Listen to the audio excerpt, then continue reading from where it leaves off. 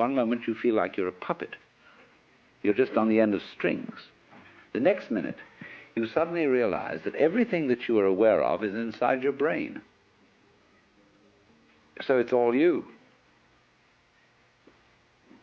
And you get the two feelings go together. That I'm doing it all, but it's doing me. And this worries people when they get this feeling, because they don't know which to decide for, and they don't see how to put the two together.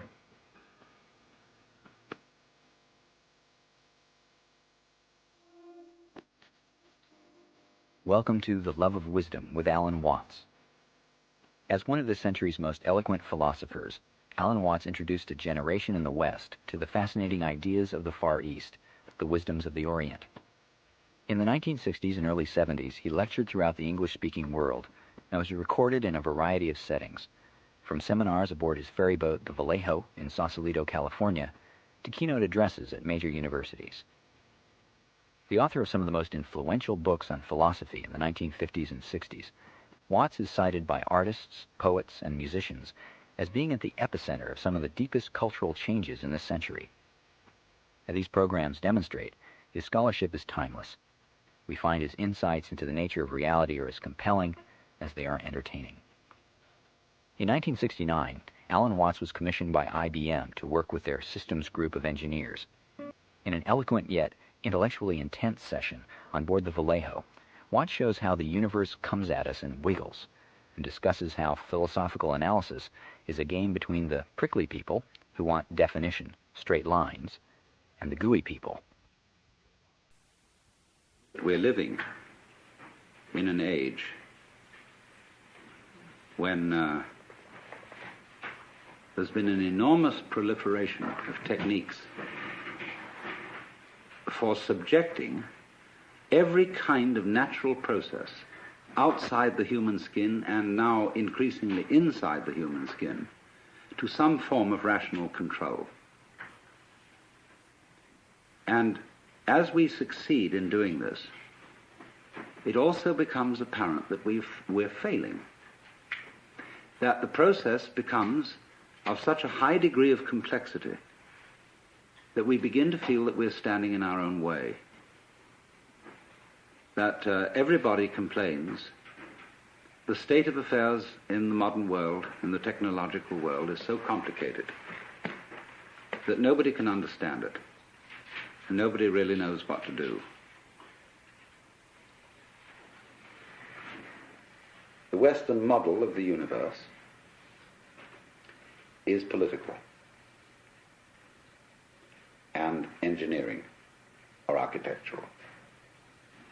And therefore, as one understands the operations of a machine by analysis of its parts, by separating them into their original bits, we have bitted the cosmos and see everything going on in terms of bits of information, and have found that this is extremely fruitful in enabling us to control what's happening. After all, the whole of Western technology is the result of bitting.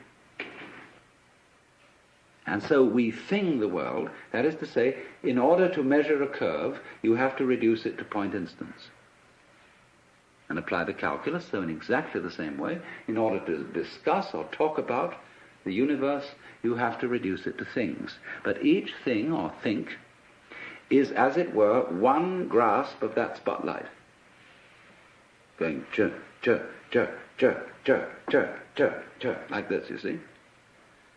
So we reduce the infinite wiggliness of the world to grasps or bits. We're getting back to biting, you see, the idea of the teeth, to grasps of thought. And so we thereby describe the world in terms of things, just as that fisherman could describe his view by the number of net hole over through which the view was showing. But the problem that arises is this. First of all, very obviously, everybody knows, I hardly need to mention it, go to the science of medicine.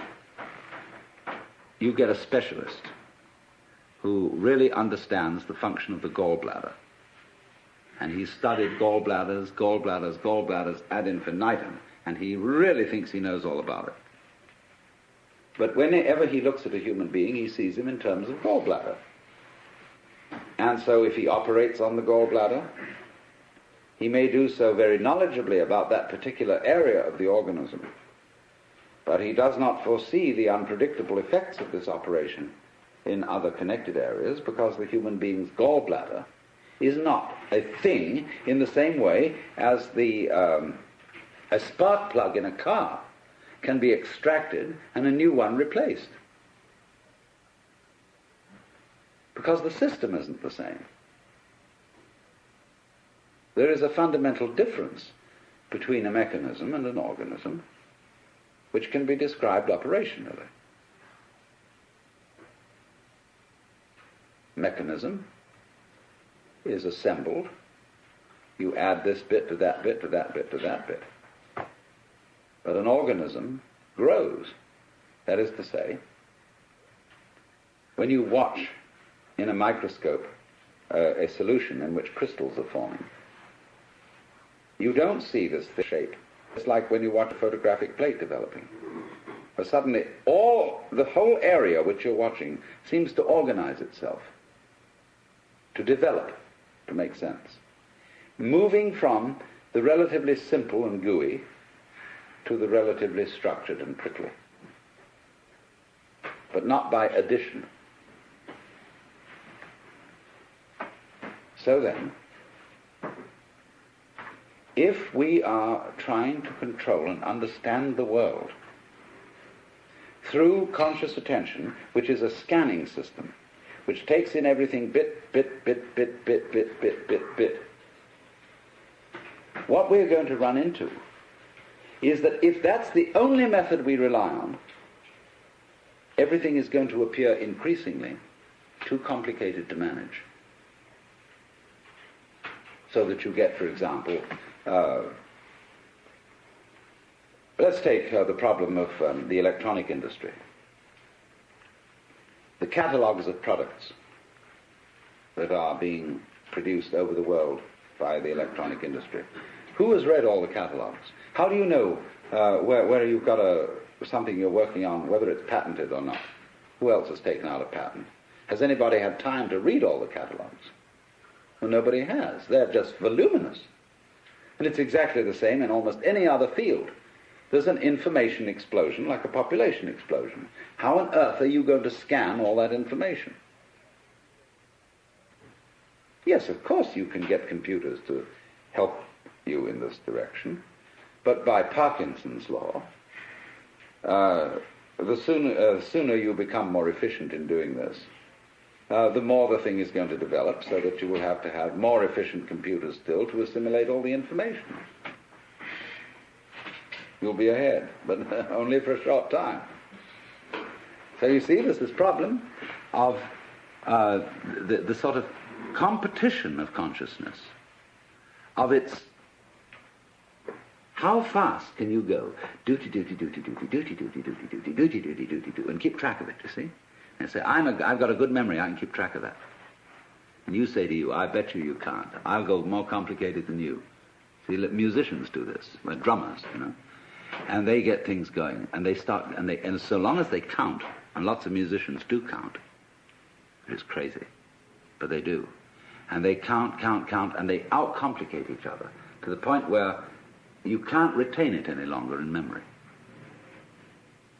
So you say, okay, if I can't retain it, we've got this gadget here that can. And we've got these marvelous mechanical memories, and they will retain it. And they'll go much more fancy. They'll go this duty, duty, duty at a colossal speed, like that, you see. But it's the same old problem. Because you get something that can outdo that.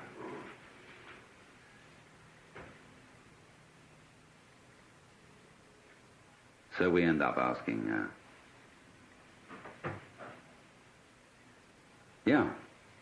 but supposing there were some other way of understanding things, Let's go back from the spotlight to the floodlight, to the extraordinary capacity of the human nervous system to comprehend situations instantaneously, without analysis. That is to say, without verbal or numerical symbolism of the situation in order to understand it. I hope you understand what I mean by that. It's clear. We do that. We have this curious ability of pattern recognition, which the mechanical systems have only in a very primitive way. Xerox have put out a machine which recognizes figures written in almost anyone's handwriting, provided their handwriting is fairly grade school and normal. But a computer has a terrible time trying to recognize the letter A when it's printed in, say, sans serif, Gothic, longhand, or whatever kind of A you may write. The human recognizes instantly this pattern, but the computer is still at a disadvantage here. It seems to lack a kind of capacity I would call field organization, because it's all punctive, it's digital. It's like a newspaper photograph, you know, which when you look at it under a microscope is all dots. Now, so the problem is this.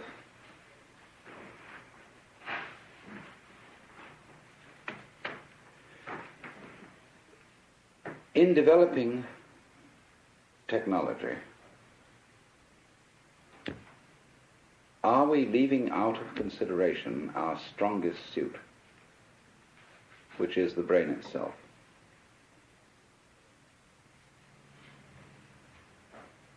See, we are at a situation where the brain is still not really worked out by even the most competent neurologists.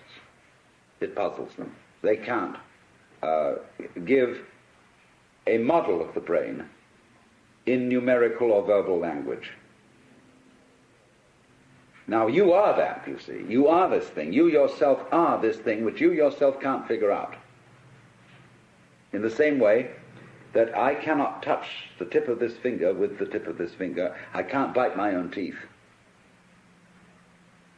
But I, who is attempting to touch the tip of this finger with this finger, am, by the sheer complexity of my structure, far more evolved than any system which I can imagine. This is, in a way, slightly akin to the Gödel theorem, that you can't have a system of, say, a logic which defines its own axioms.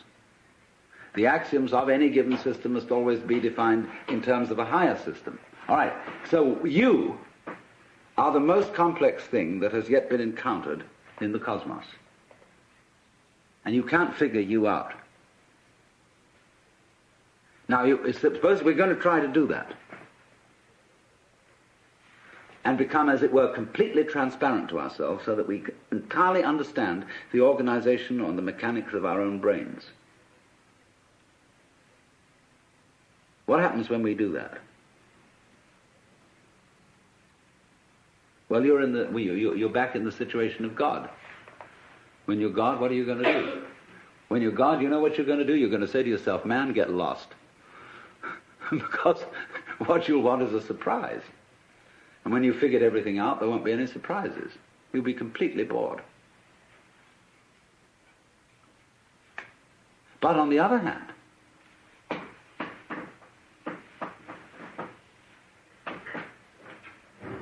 a person, I would say, who is really functioning completely is basically a person who trusts his own brains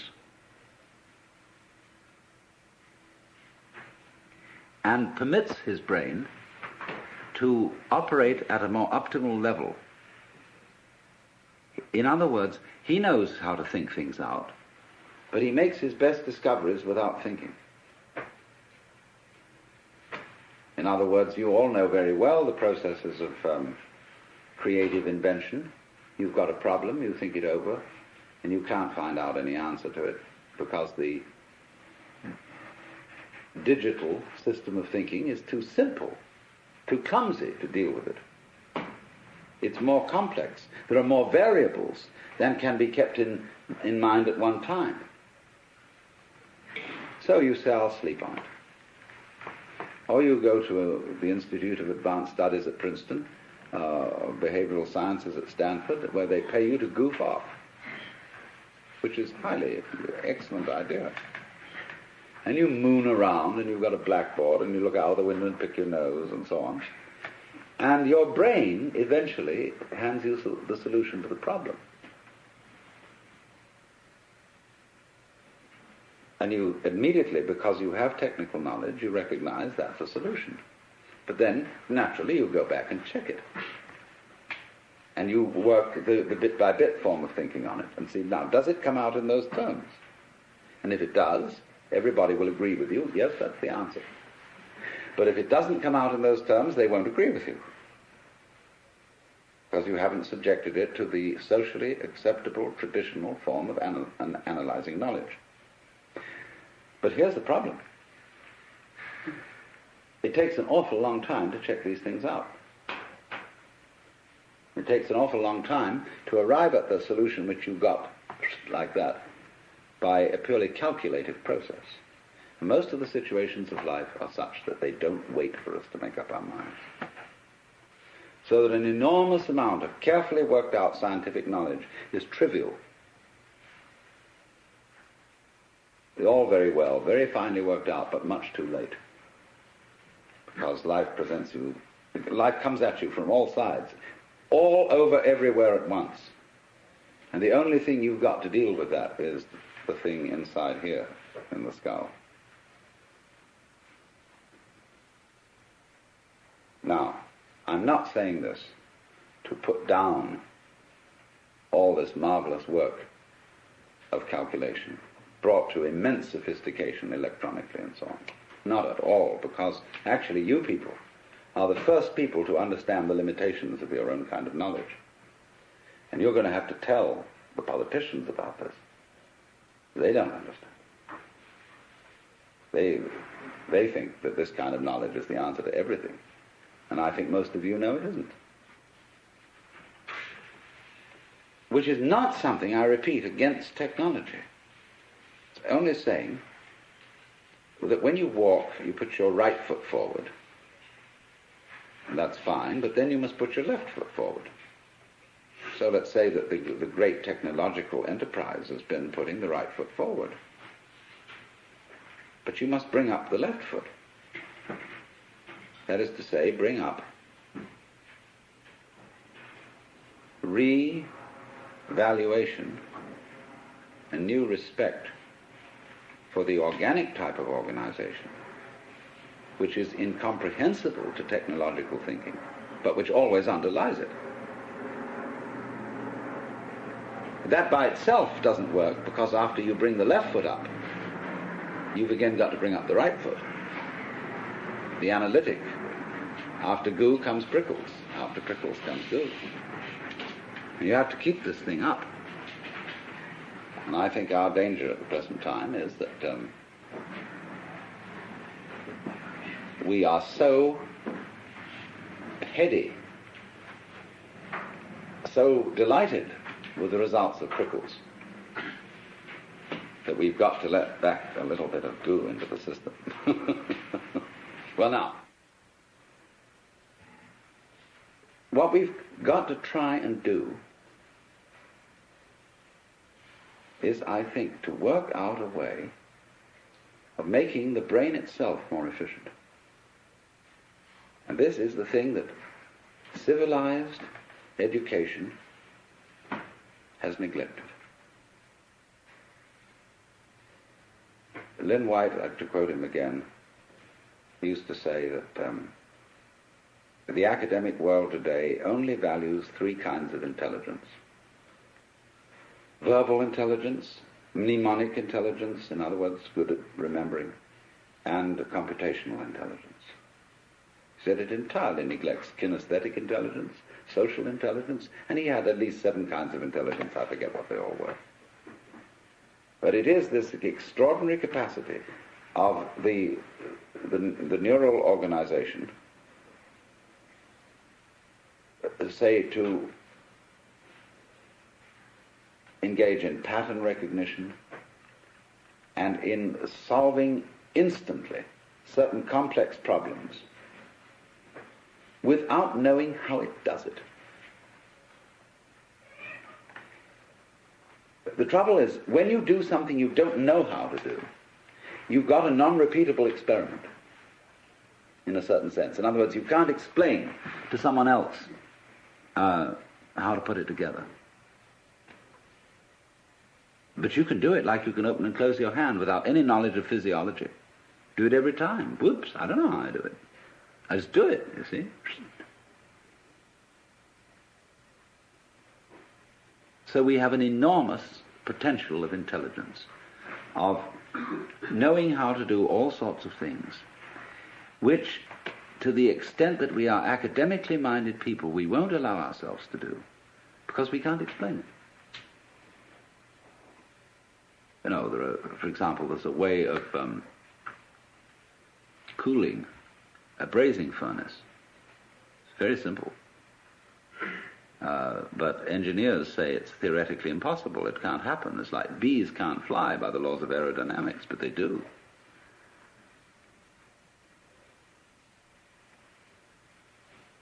So the rather practical issue I come to is this, that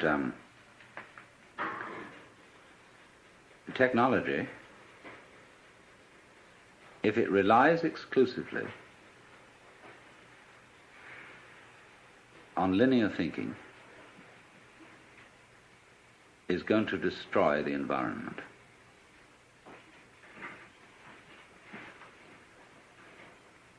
It's going to become too complicated to handle.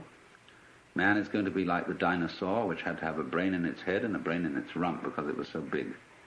You know, the caveman kept a dinosaur, and when he went to bed at night, he'd clump it on the tail with a club, and it'd scream at 8 o'clock in the morning. Wake him up. And it seems to me we're getting into that kind of saurian situation with our technology, which is going to lead us to extinction. So the question is, are we going to foul things up by insisting on using linear input information and controlling it as the dominant tool of controlling the world? Or can we master all that as we have done and still use the linear input and analysis, but with a fundamental trust in our power to assimilate multiple input, although we really don't know how we do it? And my point is that you can't find an absolute which you can pin down, you see. So there always remains in any human operation the basic central thing, which you can't pin down because it's you, just as the teeth can't bite themselves. Now, the assumption of Judeo-Christian culture is that man in his nature is sinful and therefore can't be trusted. The assumption of at least ancient Chinese culture is that man in his essential nature is good and therefore has to be trusted. Because they say to us, if you can't trust your own basic nature, you can't really rely on the idea that you're untrustworthy. Therefore, you're hopelessly fouled up. So this has amazing political and other consequences, this different assumption. If we say, no, we human beings are fallible and basically selfish and really, really fundamentally evil, and therefore we need law and order, We need a control system to put us in order. We thereby project these control systems into the church or into the police or into somebody who are really ourselves disguised. See, it's like daylight saving time. Everybody could simply get up an hour earlier. But instead of doing that, we alter the clock, because the clock is a kind of authority. And we say, well, the clock says it's time for you to get up. And the Amerindians laugh at the palefaces because they say, paleface, he doesn't know when he's hungry until he looks at his watch. And so in this way we become clock-dominated. And the abstract system takes over from the physical, organic situation. And this is my big pitch, if I'm going to make a big pitch, is that we've run into a cultural situation where we've confused the symbol with the physical reality, the money with the wealth, and the menu with the dinner. And we're starving on eating menus.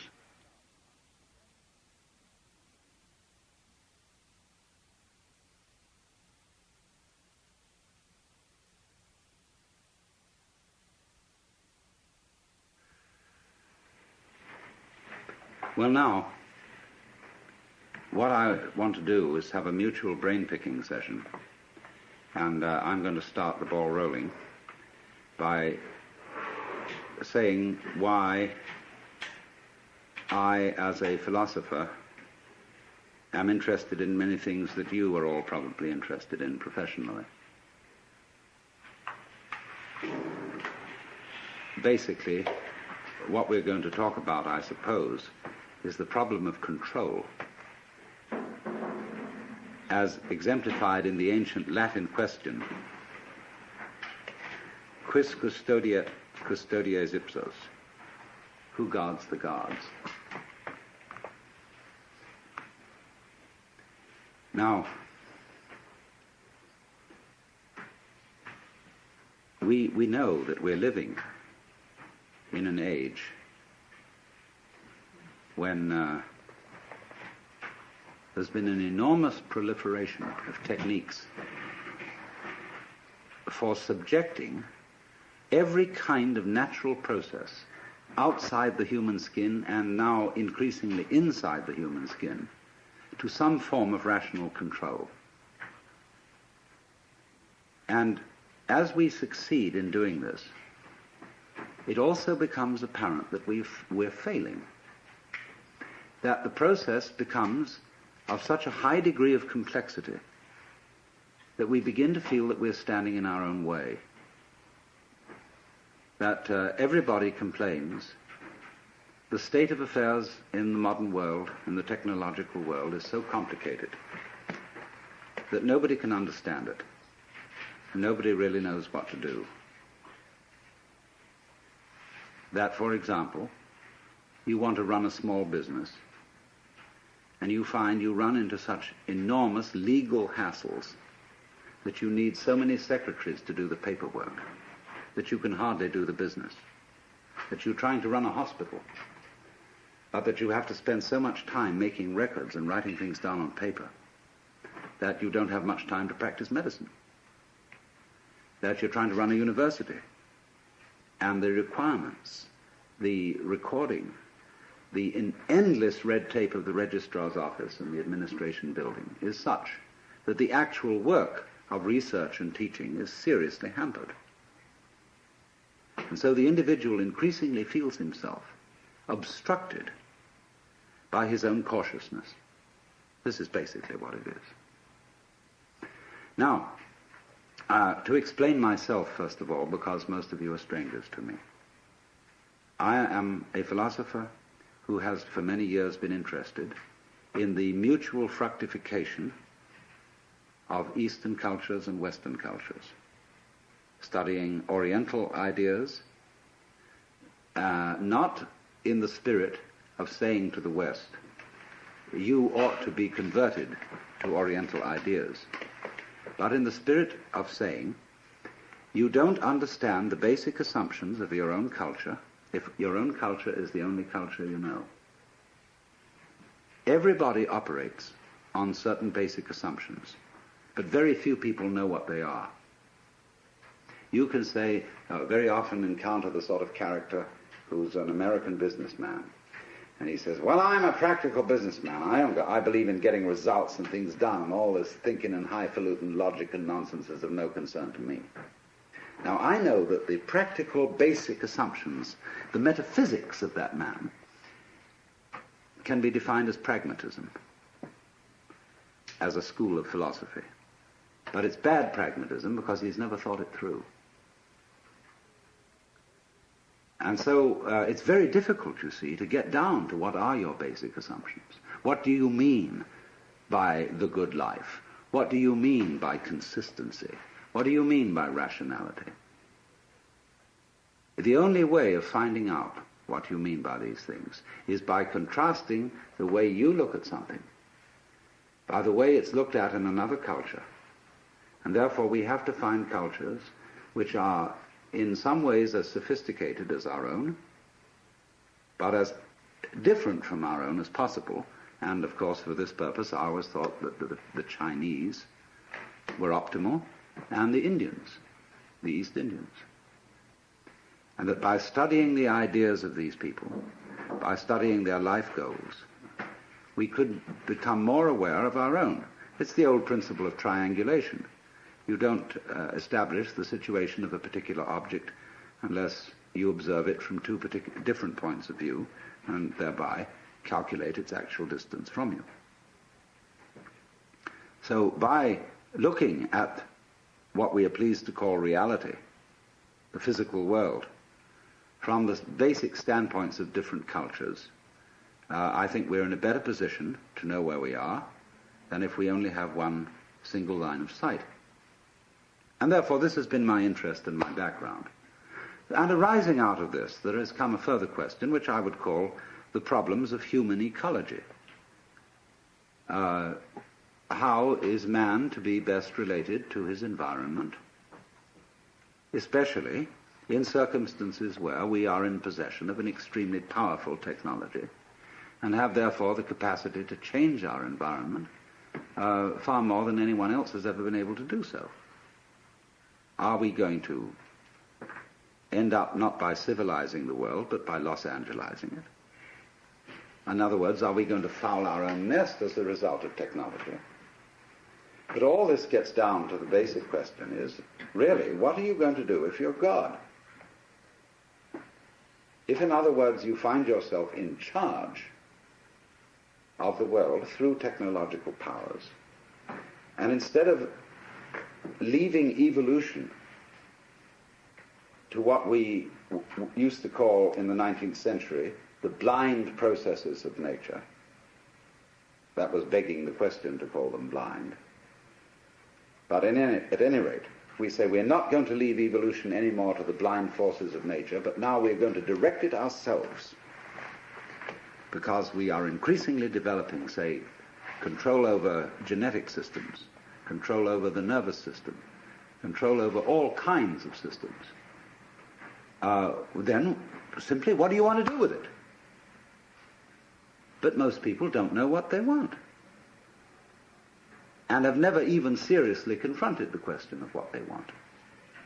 You ask a group of students to sit down and write a solid paper of 20 pages on what is your idea of heaven. What would you really like to happen if you could make it happen? And that's the first thing that starts people really thinking, because you soon realize that a lot of the things you think you would want are not things you want at all. Supposing, just for the sake of illustration, you had the power to dream every night any dream you wanted to dream. And you could, of course, arrange for one night of dreams to be 75 years of subjective time, or any number of years of subjective time. What would you do? Well, of course, you'd start out by fulfilling every wish. You would have routs and orgies and all the most magnificent food and sexual partners and everything you could possibly imagine in that direction. When you got tired of that, after several nights, you would switch a bit and you would soon find yourself involved in adventures and contemplating great works of art, fantastic mathematical conceptions. You would soon be rescuing princesses from dragons and all sorts of things like that. And then one night you'd say, now look, tonight what we're going to do is we're going to forget this dream as a dream. And we're going to be really shocked. And when you woke up from that one, you'd say, ooh, wasn't that an adventure? Then you would think more and more far-out ways to get involved and let go of control, knowing that you'd always come back to center in the end. But while you were involved in the dream, you wouldn't know you were going to come back to center, be in control. And so eventually you'd be dreaming a dream in which you found yourselves all sitting around in this room, listening to me talking, all involved with the particular life problems which you have. And maybe that's what you're doing.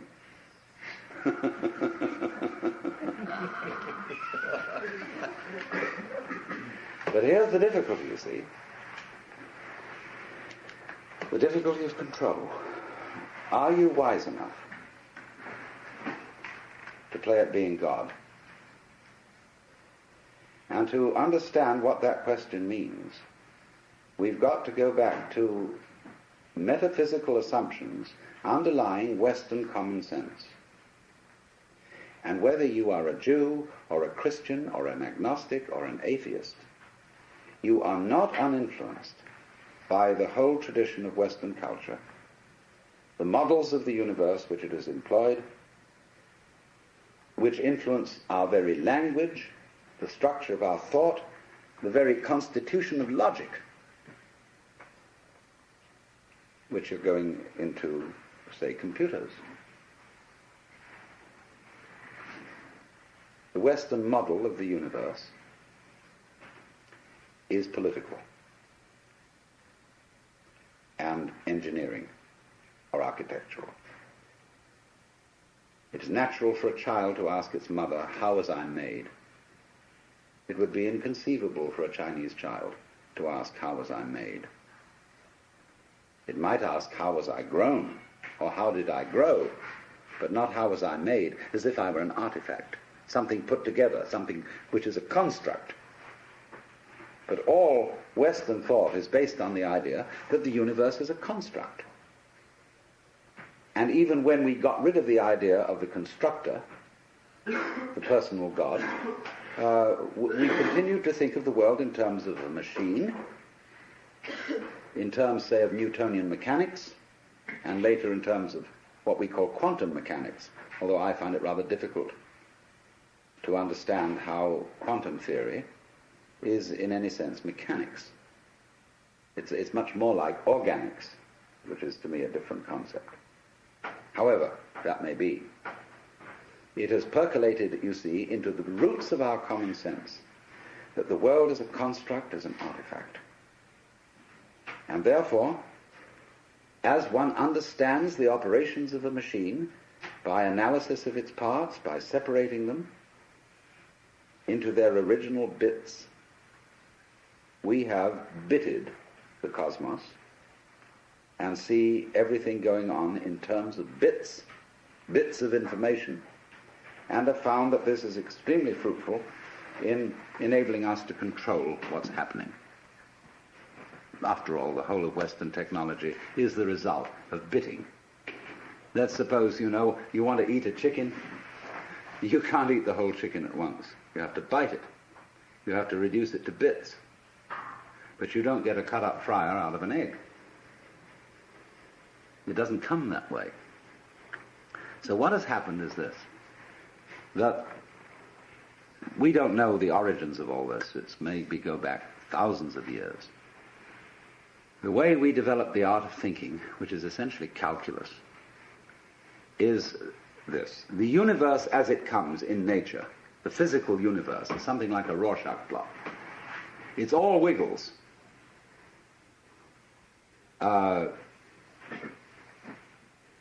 We who live in cities are not really used to this, because we build everything in straight lines and rectangles and so on. Wherever you see this sort of thing, you know human beings have been around because they're always trying to straighten things out. But nature itself is clouds, is water, is the outlines of continents, is mountains, is biological existences, and all of them wiggle. And wiggly things are, to human consciousness, a little bit of a nuisance, because we want to figure it out. And it is as if, therefore, some ancient fisherman one day held up his net and looked at the world through the net. And he said, "My, just think of that. There I can see the view, and it's one, and that peak of that mountain is 1, 2, 3, 4, 5, 6 holes across. And the base is 1, 2, 3, 4, 5 holes down. Now I've got its number." See? And so the lines of latitude and longitude, the lines of celestial and terrestrial latitude and longitude, the whole idea of a matrix, of a looking at things through graph paper painted on, printed on cellophane, is the basic idea of measurement. This is the way we calculate. We break down the wiggliness of the world into comprehensible, countable, geometrical units, and thereby figure it and construct it in those terms. And this is so successful up to a point that we can, of course, come to imagine that this is the way the physical world really is. Discrete, discontinuous, full of points. In fact, a mechanism. But I want to just put into your mind the notion that this may be the prejudice of a certain personality type. You see, in the history of philosophy and poetry and art, we always find the interchange of two personality types, which I call prickles and goo. The prickly people are advocates of intellectual porcupinism. They want a rigor. They want precise statistics. And they have a certain clipped attitude in their voices, and you know this very well in academic circles. And they accuse other people of being disgustingly vague and miasmic and mystical. But the vague, miasmic and mystical people accuse the prickly people of being mere skeletons with no flesh on their bones. And they say to you, "You just rattle. You're not really a human being. You know the words, but you don't know the music." And so therefore, if you belong to the prickly type, you hope that the ultimate constituent of matter is particles. If you belong to the gooey type, you hope it's waves. If you are prickly, you're a classicist. And if you're gooey, you're a romanticist. And going back into medieval philosophy, if you're prickly, you're a nominalist. If you're gooey, you're a realist. And so it goes. But we know very well that this natural universe is neither prickles nor goo exclusively. It's gooey prickles and prickly goo.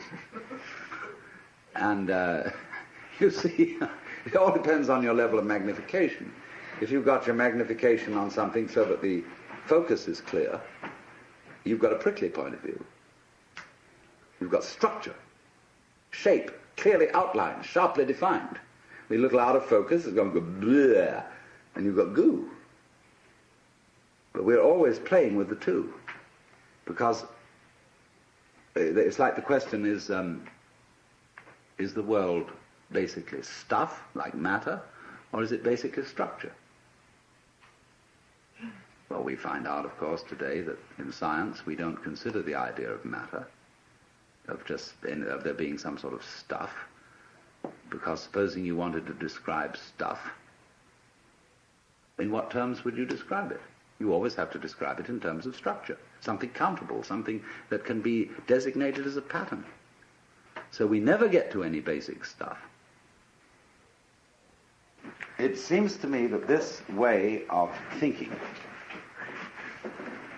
is based on a form of consciousness which we could best call scanning. the capacity to divide experiences into bits is somehow related to a physical facility which corresponds to sweeping a radar beam or a spotlight over the environment. The advantage of the spotlight is it gives you intensely concentrated light on restricted areas. A floodlight, by comparison, has less intensity. But if you examine, say, this room were in total darkness, and you use the spotlight, very thin beam, and you scanned the room with it, you would have to retain in memory all the areas over which it passed, and then by an additive process, you would make out the contours of the room. And it seems to me that this is something in which civilized man, both in the East and in the West, has specialized. In a method of paying attention to things which we call noticing. And therefore it's highly selective. It picks out, it's punctive. It picks out features in the environment which we say are noteworthy and which we therefore register with a notation. Be it the notation of words, the notation of numbers, or such a notation, say, as algebra or music. So that we notice those things, only those things, for which we have notation. When a child, very often child will point at something and say to its parents, "What's that?" And they're not clear what the child is pointing to. The child has pointed to something which we consider is not a thing. The child has pointed to an area, say, of funny pattern on a dirty wall, and has noticed a figure on it. But the child doesn't have a word for it and says, "What's that?" And the adult says, "Oh, that's just a mess." Because that doesn't count for us as a thing. So you come through this to the understanding, what do you mean by a thing? It's very fascinating to ask children, what do you mean by a thing? And they don't know, because it's one of the unexamined suppositions of the culture. What do you mean by an event? Well, everybody knows what an event is, but nobody can say. Because a thing is a think. It's a unit of thought, like an inch is a unit of measurement. And so we thing the world, that is to say, in order to measure a curve, you have to reduce it to point instants. And apply the calculus, so in exactly the same way, in order to discuss or talk about the universe, you have to reduce it to things. But each thing or think is, as it were, one grasp of that spotlight. Going jerk, jerk, jerk, jerk, jerk, jerk, jerk, jerk, like this, you see. So we reduce the infinite wiggliness of the world to grasps or bits. We're getting back to biting, you see, the idea of the teeth.